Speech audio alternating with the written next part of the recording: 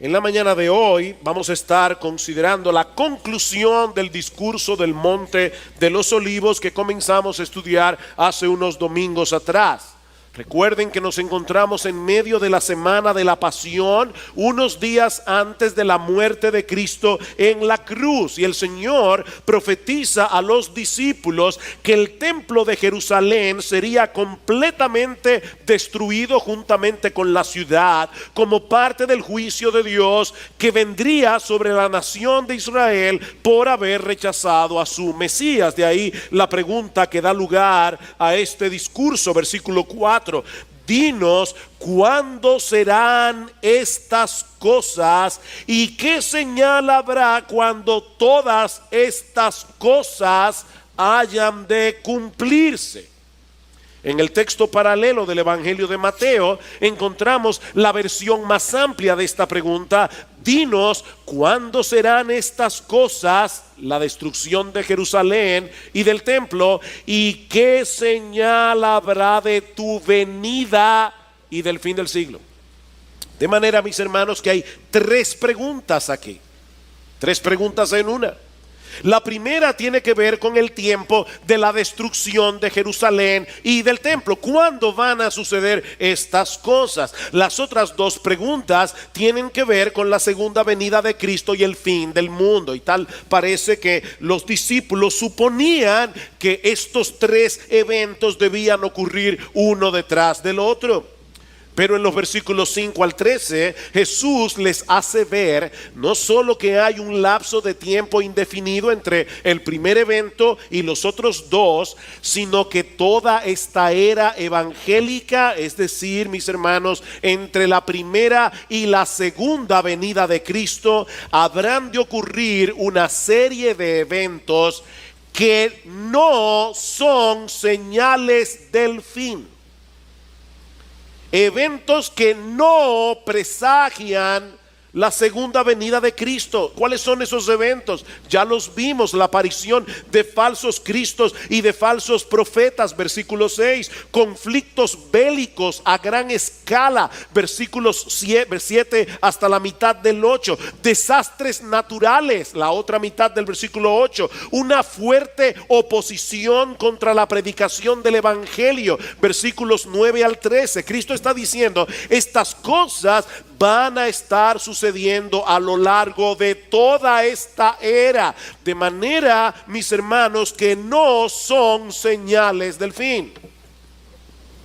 Luego en los versículos 14 al 23, el Señor responde la primera parte de la pregunta de los discípulos: ¿qué señal habrá cuando estas cosas vayan a ocurrir? ¿Cuáles son las señales que van a preceder la destrucción de Jerusalén y del templo? Y Jesús no solamente les responde la pregunta, sino que también les da directrices claras. Versículo 14: pero cuando veáis la abominación de la desolación de que habló el profeta Daniel, puesta donde no debe estar, el que lee entienda, entonces los que estén en Judea huyan a los montes.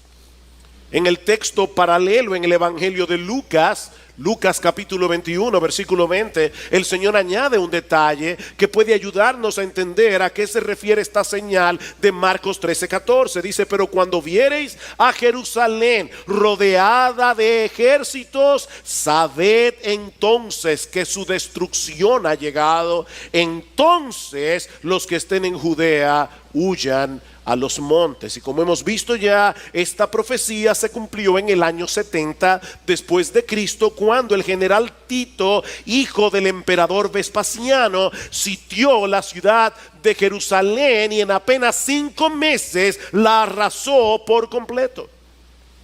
No quedó en el templo piedra sobre piedra que no fuera derribada, exactamente como lo profetizó Jesús. Fue un tiempo de mucha calamidad para la nación de Israel, con la agravante de que esa tribulación no concluyó en el año 70 después de Cristo, sino que se ha extendido a lo largo de toda esta era. Dice el Señor en Lucas capítulo 21, versículo 24, que los judíos iban a caer a filo de espada y serían llevados cautivos a todas las naciones, y Jerusalén, la ciudad santa, será hollada por los gentiles hasta que los tiempos de los gentiles se cumplan. Y es ahí donde encaja los versículos 24 al 27 que vimos la semana pasada, en los que Jesús aborda el tema de su segunda venida y el fin del mundo. Eso es básicamente lo que hemos visto hasta aquí.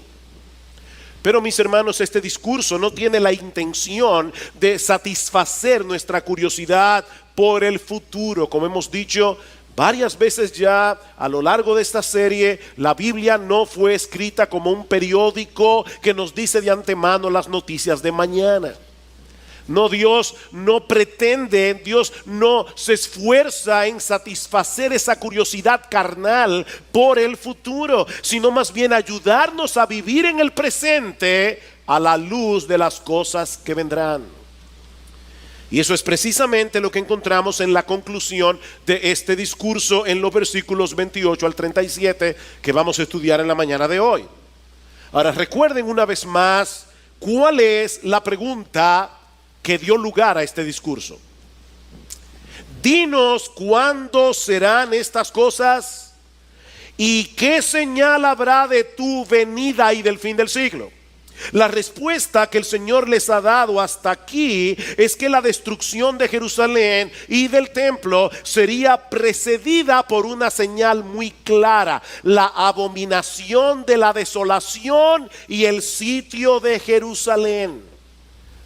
De hecho, como veremos en la mañana de hoy, Jesús les dice incluso que no habría de pasar esa generación antes de que todo eso aconteciera. Esta información era necesaria para que ellos pudieran escapar a tiempo. Pero en cuanto a la segunda venida de Cristo, el asunto es muy diferente. Porque la señal de la segunda venida es la segunda venida.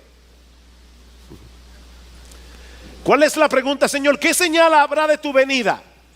Mi venida. La señal de la segunda venida es la segunda venida. Hay una serie de eventos que van a acompañar el regreso de nuestro Señor. Lo vimos el domingo pasado. Pero mis hermanos, tan pronto esas cosas comiencen a suceder, ya no habrá margen de tiempo para hacer absolutamente nada. De ahí la advertencia del Señor: estén preparados, estén preparados, porque ustedes no saben cuándo voy a regresar. Mis hermanos, no sabemos.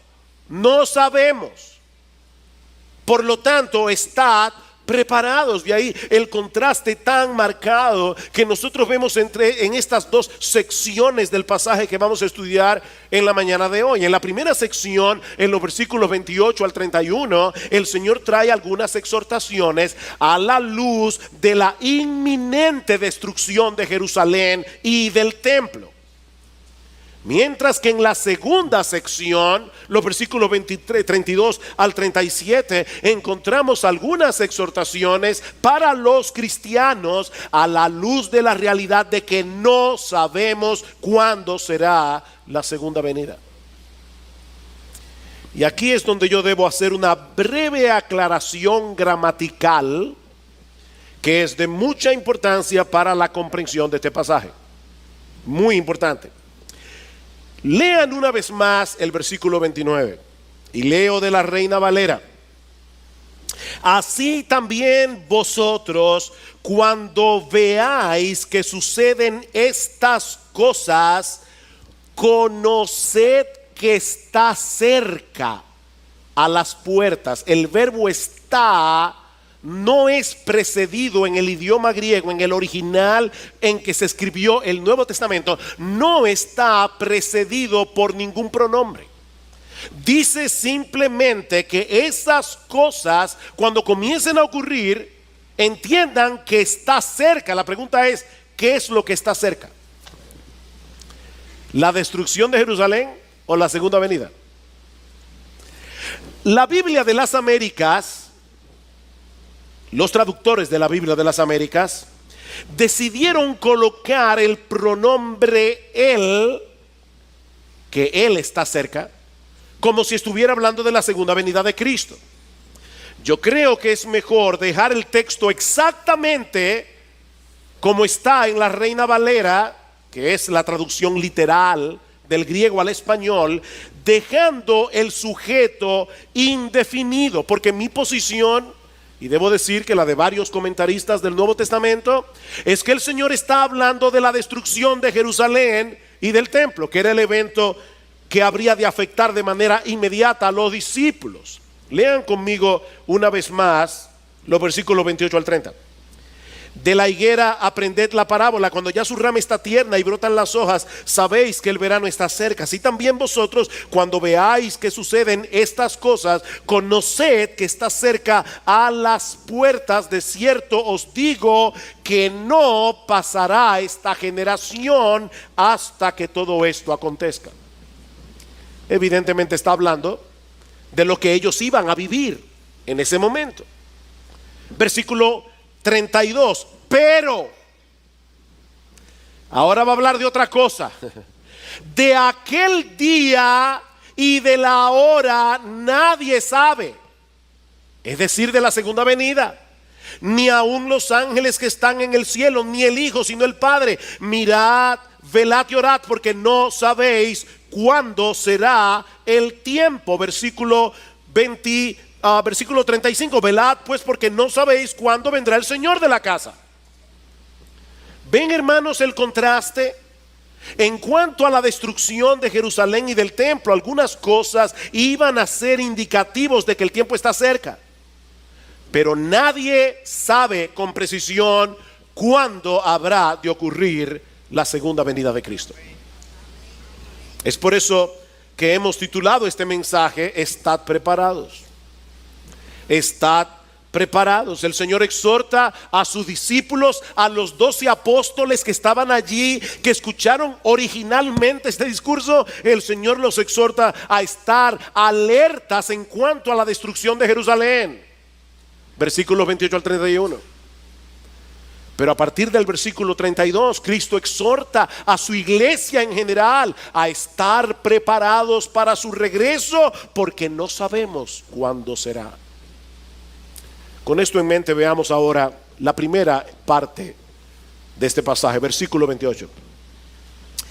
De la higuera aprended la parábola: cuando ya su rama está tierna y brotan las hojas, sabed que el verano está cerca. Tan pronto comienzan a brotar las ramas y las hojas de la higuera, es un indicativo de que el verano está cerca. Y de paso, mis hermanos, no hay que buscarle las 5 patas al gato. Algunas personas dicen: la higuera es Israel, y por lo tanto allí está hablando de cuando Israel vuelva a constituirse como nación. Y eso sucedió en el año 1948 con una resolución de la ONU. Entonces iban a pasar 40 años para la venida del Señor. Así que algunas personas geniales, guruses de la profecía, dijeron: Cristo viene en el año 1988. Estamos en el 2017 y no ha vuelto.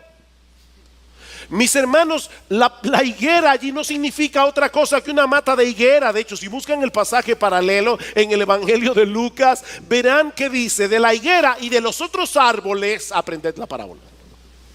No hay nada especial en la higuera aquí. Es simplemente una observación de sentido común, que iba a ser entendida por todas las personas que vivían en esa región del planeta. Pues de la misma manera, dice el Señor, tan pronto viereis la abominación desoladora puesta donde no debe estar, como dice en Marcos capítulo 13 versículo 14, cuando viereis que la ciudad de Jerusalén está siendo sitiada, como dice en Lucas capítulo 21 versículo 20, sabed que la destrucción está cerca. Sabed que la destrucción está cerca. Como decía hace un momento, mis hermanos, esta información era necesaria porque algunos de ellos estarían vivos en ese momento. Versículo 30: de cierto os digo que no pasará esta generación hasta que todo esto acontezca. Y la frase con que se introduce esta declaración, que se traduce en nuestras Biblias como desierto, es la palabra amén. Amén. Amén, os digo, es una declaración que tiene una certeza absoluta, es una declaración solemne. Lo que el Señor está diciendo a los discípulos que estaban incrédulos, pensando, ¿y de verdad el templo será destruido? La casa de Dios, ese edificio tan masivo, será destruido de tal manera que no quedará piedra sobre piedra. Cristo dice, amén, solemnemente os digo que esta generación no pasará antes del cumplimiento de esta profecía. Y fue exactamente así. Varios de los apóstoles serían testigos presenciales de esta calamidad que habría de acontecerle a la nación de Israel en el año 70. Aunque el cumplimiento de esta profecía parecía algo imposible en ese momento, el Señor quiere desarraigar de la mente de los discípulos cualquier duda que ellos pudieran estar albergando en sus corazones. Versículo 31, el cielo y la tierra pasarán, pero mis palabras no pasarán. ¿A ustedes les parece de verdad increíble que el templo sea destruido? No, déjenme decirles ahora algo más increíble. El cielo y la tierra pasarán. No el templo, no. El cielo y la tierra, el universo entero pasará. Pero mis palabras no pasarán. No pasarán. Ya Cristo había dicho en el versículo 24, el sol se oscurecerá, la luna no dará su resplandor, las estrellas caerán del cielo, las potencias que están en los cielos serán conmovidas, el cielo y la tierra pasarán, mis hermanos, para dar paso a los nuevos cielos y la nueva tierra. Dice en segunda de Pedro capítulo 3 versículo 10 que el día del Señor, y por el contexto sabemos que el día del Señor es el día de la segunda venida de Cristo. El día del Señor vendrá como ladrón en la noche, en el cual los cielos pasarán con grande estruendo, los elementos ardiendo serán deshechos, y la tierra y las obras que en ellas hay serán quemadas. Es por eso que la segunda venida y el fin del mundo coinciden. Mis hermanos, ¿qué está describiendo Cristo aquí? La segunda venida. ¿Qué va a pasar después de la segunda venida? ¿Un reino de 1000 años? No. Lo que va a suceder después de la segunda venida de Cristo es cielos nuevos y tierra nueva. Pero nosotros, dice Pedro, esperamos según sus promesas cielos nuevos y tierra nueva en los cuales mora la justicia. Nos parece difícil imaginar algo así. El cielo y la tierra parecen tan estables. El cielo y la tierra parecen tan inamovibles. Y sin embargo pasarán. Pero, y este es el énfasis de las palabras de Jesús en este versículo, mis palabras no pasarán. Las palabras de Cristo tienen un cimiento inamovible, porque son las palabras del Dios encarnado.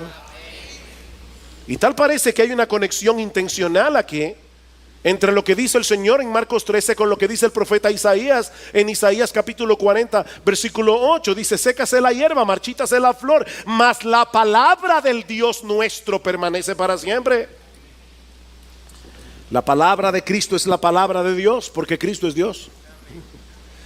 Y esa palabra es segura porque Dios es eterno, porque Dios es veraz, porque Dios es fiel, porque Dios es inmutable, porque Dios tiene todo el poder para hacer lo que Él quiere hacer.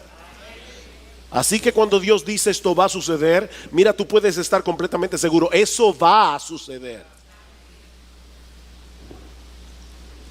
Así que no solo Jerusalén y el templo serían destruidos, tal como Jesús lo había predicho. No, todo el universo experimentará un cataclismo cuando nuestro Señor y Salvador regrese en gloria.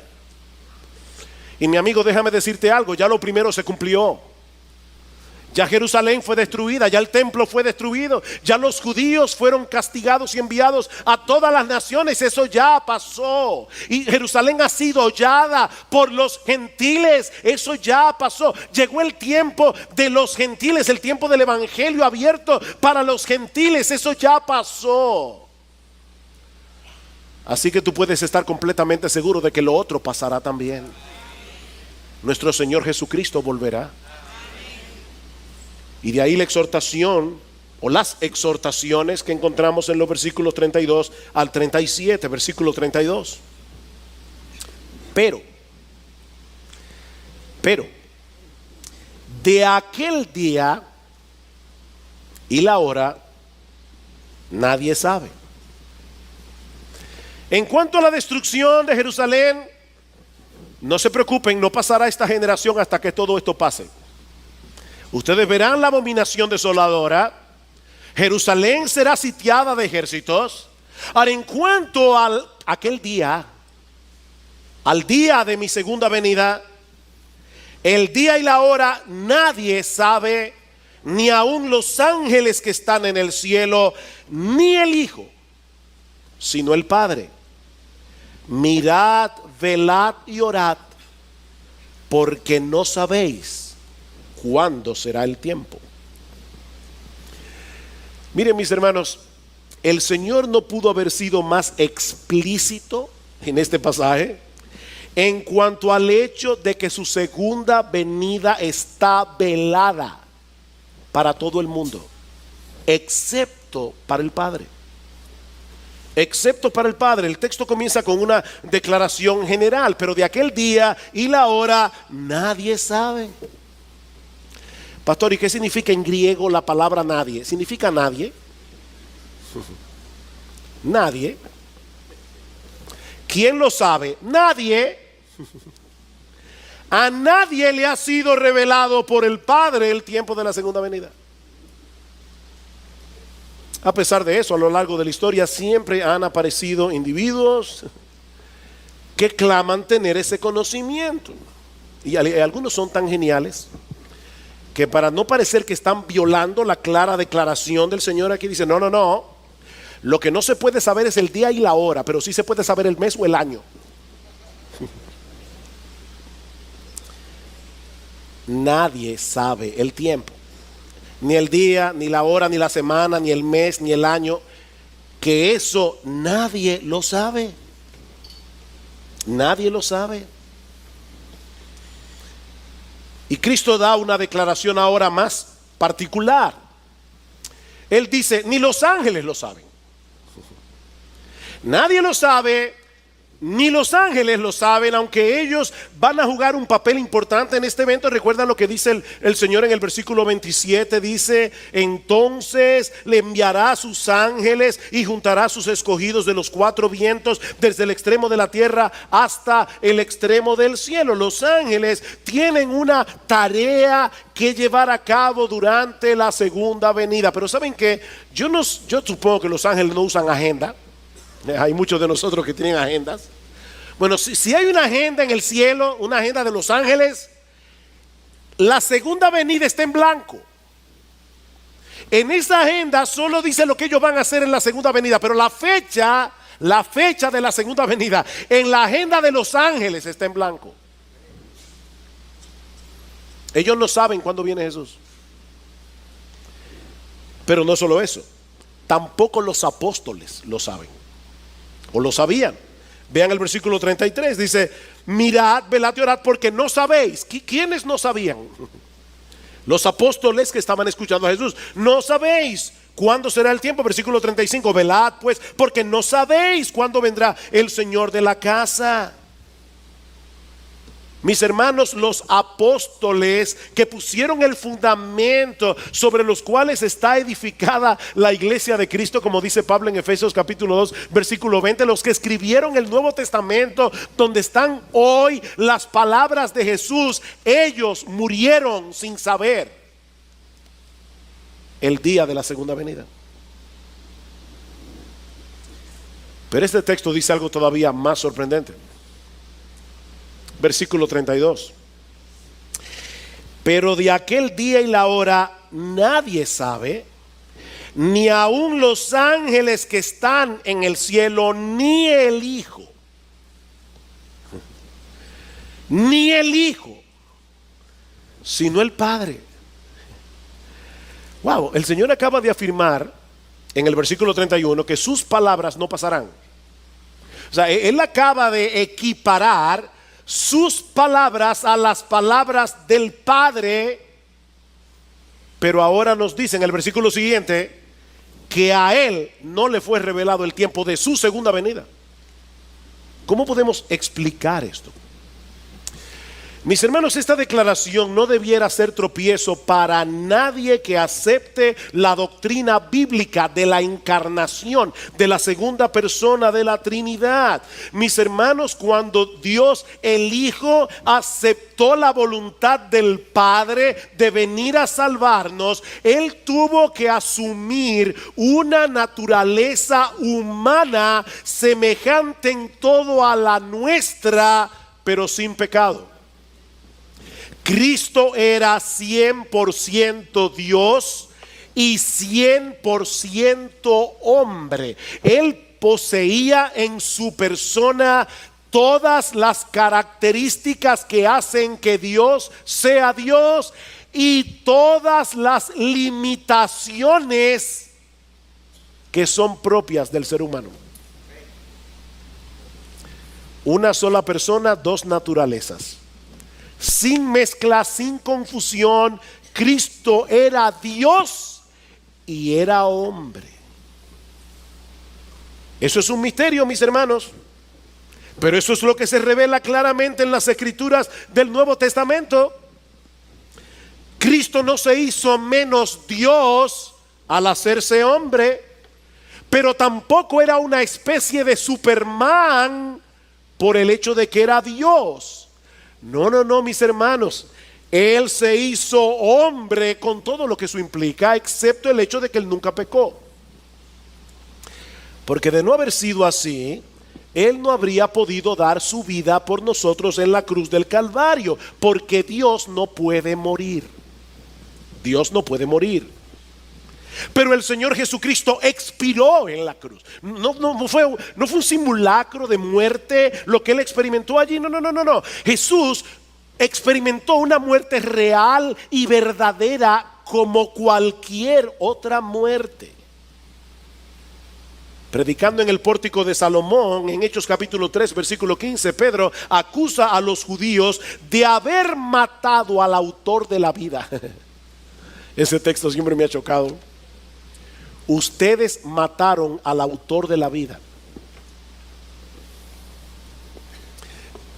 ¿Cómo puede ser posible que simples criaturas del polvo hayan podido matar al que creó todas las cosas, incluyendo la vida misma?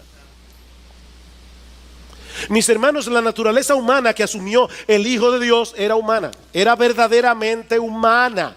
Y los seres humanos mueren. Y los seres humanos no lo saben todo.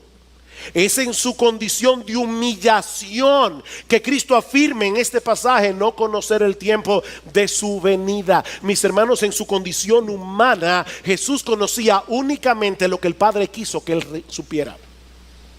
¿Oyeron eso? En su condición humana, Jesús, el Hijo de Dios, sabía únicamente lo que el Padre quería que Él supiera. Hasta ese punto de dependencia y de humillación llegó el Hijo de Dios al encarnarse. Juan capítulo 12, versículo 49. Porque yo no he hablado por mi propia cuenta. El Padre que me envió, Él me dio mandamiento de lo que he de decir y de lo que he de hablar. Wow. El Padre me dijo: mira, mi hijo, esto es lo que tú vas a decir cuando estés en la tierra. Hasta ese punto de dependencia, de obediencia, de humillación llegó el Hijo de Dios para salvarte a ti y a mí. Más adelante, Juan capítulo 15, versículo 15. Escuchen este versículo con atención. Dice el Señor a sus discípulos: ya no os llamaré siervos, porque el siervo no sabe lo que hace su Señor, pero os he llamado amigos, porque todas las cosas que oí de mi Padre os las he dado a conocer. Y el tiempo de su segunda venida no fue una de esas cosas. El Padre no le reveló eso a Jesús durante su encarnación. Y, hermanos, esto es una lección para nosotros en cuanto a la aceptación de la voluntad de Dios. Porque no vemos en la Biblia a Jesús diciendo: Padre, Padre, por favor, es mi segunda venida, es el tiempo de mi glorificación, por favor, dime dame un tips de cuándo es. No, el Padre le dijo: tú no tienes por qué saber eso. Y el Señor no tiene problema en decir: yo no lo sé. Como hombre no lo sé. En mi condición de humillación no lo sé. En mi naturaleza humana no lo sé. Ni el Hijo. Ahora, déjenme volver atrás. Hermanos, esta declaración de Jesús no debería ser causa de tropiezo. Esta declaración de Jesús debe ser causa de un asombro reverente. De un asombro reverente. La segunda persona de la Trinidad se hizo hombre para salvarnos. Verdaderamente hombre, con todas las limitaciones de la naturaleza humana, incluyendo la limitación del conocimiento. Porque de no haber sido así, Cristo no nos hubiera podido salvar. Él tenía que ser Dios y hombre, no Dios hombre, porque eso ya sería una tercera categoría. Ni Dios ni hombre, es Dios hombre. No, Él no es Dios hombre, Él es Dios y hombre. Él lo sabe todo, no lo sabe todo. Él es todopoderoso, es débil y murió en debilidad. Es eterno y murió en la cruz. Puede estar en todas partes y no puede estar en todas partes. Pastor, explíqueme eso. No puedo. No puedo. Eso es un misterio. Pero eso es lo que dice la Biblia. Ahora, de paso, hermanos, esta es una prueba contundente a favor de la integridad de las Escrituras. Piensen en esto. Cuando se escribieron los evangelios, la iglesia estaba por todo el imperio romano predicando que Jesucristo, siendo Dios, se hizo hombre para salvarnos. Si los apóstoles no hubieran sido inspirados por el Espíritu Santo y ellos hubieran inventado lo que escribieron en los evangelios, miren, probablemente ellos no hubieran puesto ese versículo ahí. Porque ellos sabían que eso podía atentar contra la deidad de Cristo, como de hecho hacen los testigos de Jehová en el día de hoy, que son unos herejes, porque no creen que Cristo es Dios. Eso es una herejía. Pero ellos fueron inspirados por el Espíritu Santo, y por lo tanto ellos escribieron con exactitud lo que Jesús dijo. Y lo que Jesús dijo es que del día y la hora nadie sabe, ni el Hijo sino el Padre. Y ellos escribieron eso inspirados por el Espíritu Santo. Versículo 33. ¿Qué debemos hacer ante esta realidad de que no sabemos el tiempo de la venida? Mirad, velad y orad, porque no sabéis cuándo será el tiempo. Mirad, velad y orad. Como nadie puede saber con certeza que no será en este año, que no será en el otro, mirad, velad y orad. Alguien me preguntaba el domingo pasado, dos jovencitas de aquí de la iglesia, me preguntaron: pastor, pero si Jesús dijo que este evangelio debía ser predicado a todas las naciones, ¿no es eso una señal de que Jesús no puede venir pronto? Porque hay muchas naciones no alcanzadas. Mi respuesta fue: no necesariamente. Porque lo que Jesús dice literalmente en este pasaje es que el evangelio debe llegar a todas las etnias del planeta, a todas las etnias del planeta. Y lo cierto es que hay algunas de esas etnias que hoy están entre el grupo de las no alcanzadas, que en algún punto de la historia recibieron ya el evangelio. Muchos de los países de Medio Oriente que hoy son musulmanes ya recibieron el evangelio en el siglo primero, segundo, tercero, cuarto. Ya se les predicó el evangelio, ya llegó el evangelio ahí. Pero por otro lado, mis hermanos, nuestro Dios es todopoderoso y Él puede mover el corazón de los suyos a un movimiento misionero tan grande que en muy poco tiempo las etnias que Cristo tenía en mente cuando Él dijo eso sean alcanzadas. Así que ¿saben qué, mis hermanos? Nosotros no sabemos cuándo vendrá Jesús. No lo sabemos. Por lo tanto, mirad, velad y orad, porque aparte de todo, la segunda venida de Cristo es el próximo gran evento en el calendario de la historia de la redención. Eso es lo que estamos esperando. Por lo tanto, dice Cristo, mirad, es decir, debemos prestar atención. Segundo, velad, es decir, debemos mantenernos alertas. Y tercero, debemos orar. La palabra que se traduce aquí como velar es lo contrario de estar dormidos. Mis hermanos, ¿qué es lo que pasa cuando nosotros estamos dormidos? Que perdemos contacto con la realidad, ¿no es así? Tú estás dormido. Un individuo puede tener un mal matrimonio, puede tener un montón de deudas, puede ser que mañana lo boten del trabajo, pero si él logra conciliar el sueño, él pierde contacto con esa realidad. Los problemas siguen ahí, pero él está durmiendo. Aunque los problemas siguen ahí, él pierde contacto con la realidad. Mis amados hermanos, miembros de Iglesia Bíblica del Señor Jesucristo, eso es precisamente lo que ocurre con aquellos que están dormidos espiritualmente. Están rodeados de peligros, peligros que amenazan su vida espiritual, peligros que amenazan su utilidad en el reino, pero ellos están ajenos a esa realidad. Ellos están durmiendo. De ahí la exhortación de Jesús: presten atención, despiértense de ese sopor espiritual. Y es importante, hermanos, notar que estas tres palabras, mirad, velad y orad, están en presente imperativo. ¿Y eso qué significa? Primero, que es una orden, y en segundo lugar, que implican un esfuerzo consciente y constante de nuestra parte. Esto no se hace por inercia. Esto es algo, mi amado hermano, mi amada hermana, que tú y yo tenemos que hacer de manera intencional. Debemos hacer esto de manera intencional. Es por eso que la oración está incluida aquí, porque es imposible evitar las distracciones del mundo si no es en dependencia del Espíritu de Dios. Oren. Oren, mis hermanos. Nosotros debemos vivir a la espera del regreso de nuestro Señor. Nosotros debemos colocar ese evento en letras rojas en todas las páginas de nuestra agenda. Tú tienes una agenda, ponlo ahí en el tope, en letra roja: Cristo viene, Cristo viene, Cristo viene. Todos los días de tu agenda, Cristo viene. Y yo estoy aquí para esperar a mi Señor. Versículo 34.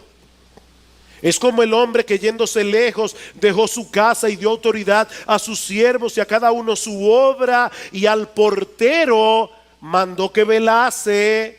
Velad pues, porque no sabéis cuándo vendrá el Señor de la casa, si al anochecer o a la medianoche o al canto del gallo o a la mañana, para que cuando venga de repente no os halle durmiendo.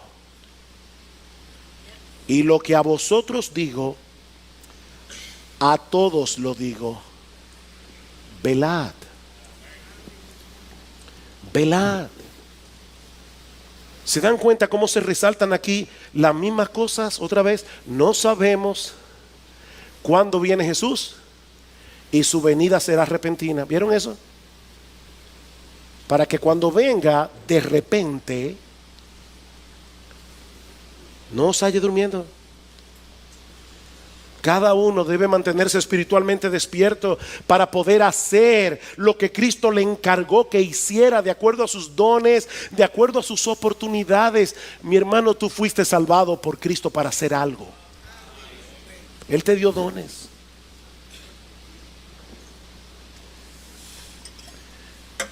El papá de una hermana de nuestra iglesia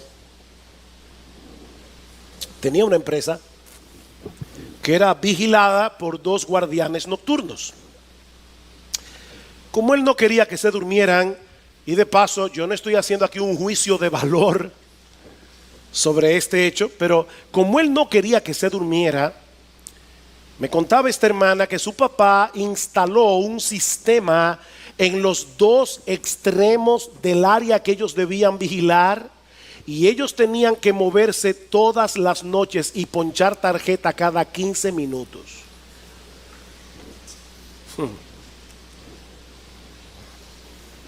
Cada 15 minutos, ¡pac! Y volver otra vez la noche entera. La noche entera. ¿Saben qué, mis hermanos? Nuestro Dios en su gracia ha instalado un sistema para que tú y yo nos mantengamos despiertos, espiritualmente despiertos. Nuestro Dios nos ha dado todos los recursos espirituales que nosotros necesitamos, pero ¿sabes qué, mi queridísimo hermano, hermana de IBCJ? Nadie puede hacer uso de esos recursos por ti. Eres tú el que debes mantenerse despierto. Eres tú. Eres tú el que tienes que leer diariamente su palabra. Porque la palabra es lo que nos da una dosis de realidad. La palabra de Dios. Nosotros tendemos como a ser pajaritos en el aire, pero la palabra de Dios nos aterriza. Sed sobrios y velad, porque vuestro adversario el diablo, como león rugiente, anda alrededor buscando a quien devorar. Sed sobrios. Tengan buen juicio, porque estamos en una batalla y el enemigo que tenemos en contra es un enemigo formidable. Sed sobrios. No estamos en un picnic en el Parque Mirador, estamos en un campo de batalla. No aflojes tu fusil y no te duermas, que te pueden dar un tiro en la cabeza cuando menos te lo esperas. Sed sobrios y orad, porque es a través de la oración que nosotros obtenemos la ayuda necesaria para enfrentar al enemigo. Mi hermano, tú quieres permanecer despierto, mantente cerca de la palabra, mantente cerca de la oración, porque no hay otra manera. Pero tampoco te alejes de la iglesia. Tampoco te alejes de la iglesia. Hay muchos que creen que pueden vivir sus vidas cristianas independientes de los demás. Pero mis hermanos amados, Dios no diseñó la vida cristiana para que funcione en aislamiento. Dice el autor de la carta a los Hebreos, y está advirtiendo precisamente en contra de la apostasía, dice: mantengan firme y sin fluctuar la profesión de nuestra esperanza, porque fiel es el que prometió. ¿Saben lo que dice inmediatamente después? Y consideremos unos a otros para estimularnos al amor y a las buenas obras, no dejando de congregarnos como algunos tienen por costumbre, sino exhortándonos, y tanto más cuando veis que aquel día se acerca. Ante la realidad de que nos acercamos cada vez más al encuentro de nuestro Señor, no dejemos de congregarnos, para que podamos estimularnos unos a otros al amor y a las buenas obras. Necesitamos el cuerpo de Cristo para mantenernos alertas, para mantenernos despiertos. Necesitamos exponernos a la predicación de la palabra. Necesitamos exponernos a las ordenanzas del Señor, como lo haremos esta noche, celebrando la Santa Cena. Oh, mis hermanos, despojémonos de todo peso y del pecado que nos asedia. para que podamos seguir corriendo con paciencia la carrera que tenemos por delante, porque muy pronto veremos a nuestro Señor. Despierta, mi hermano, si estás durmiendo. Despierta. Mantente alerta si estás despierto, pero no dejes de velar. Coloca delante de tus ojos ese día señalado en la agenda de Dios, para que nada te distraiga. Cristo viene. Oh, Cristo viene. Y levantarse cada mañana diciendo: ojalá fuera hoy. Ojalá fuera hoy.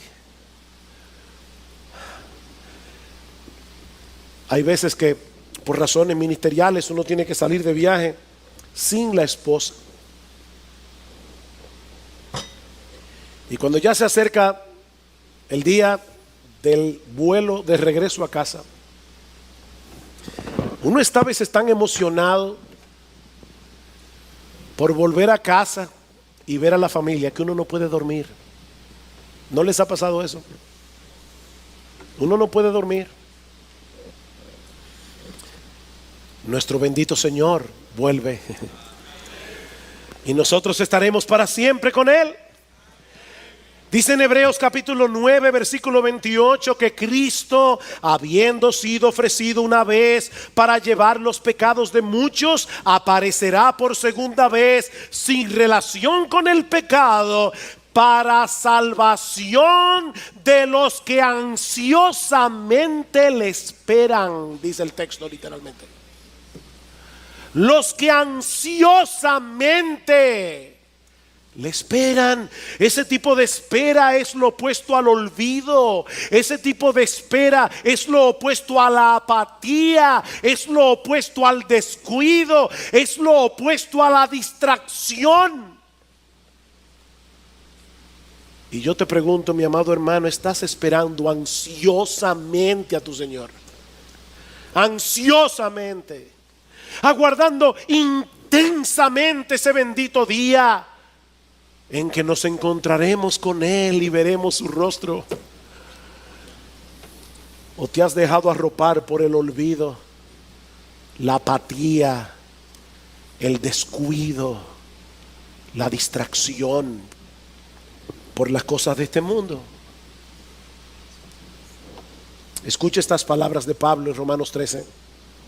Y esto conociendo el tiempo, que es ya hora de levantarnos del sueño, porque ahora está más cerca de nosotros nuestra salvación que cuando creímos.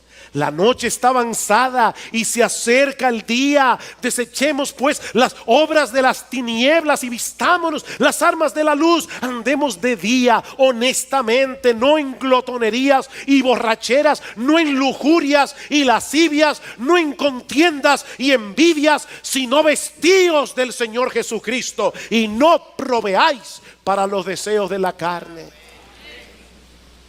Despierta, mi hermano, deja esa mundanalidad. Desconéctate de todo eso que está adormeciendo tus sentidos espirituales y espera ansiosamente la venida de tu Señor. Y si tú estás aquí sin Cristo en esta mañana, yo quiero exhortarte a que te ampares en su gracia perdonadora, porque, mi amigo, todavía estás a tiempo.